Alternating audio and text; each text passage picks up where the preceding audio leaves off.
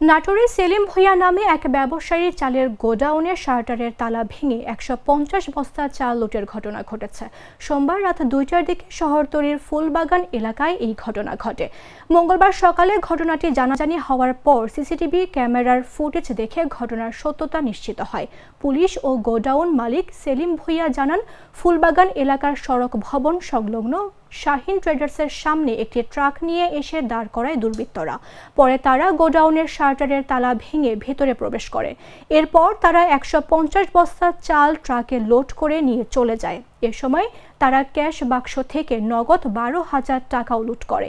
এই বিষয়ে নাটোর সদর থানার ভারপ্রাপ্ত কর্মকর্তা মাহবুবুর রহমান জানান, খবর পেয়ে পুলিশ ঘটনাস্থলে পৌঁছে সিসিটিভি ক্যামেরা ফুটেজ সহ বিভিন্ন আলামত সংগ্রহ করে।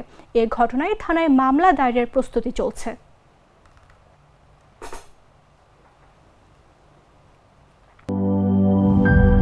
লাল সবুজের দেশে নতুন রঙের বেশে ঘরে বাহিরে সাজানো বলকে রেইনবো রেইনবো রেইনবো পেইন্টস রে সাশ্রয়ী দামে দেয়াল রাঙায় রেইনবো সবার রং সবার ঘরে ঘরে Rainbow Paints, the color of joy.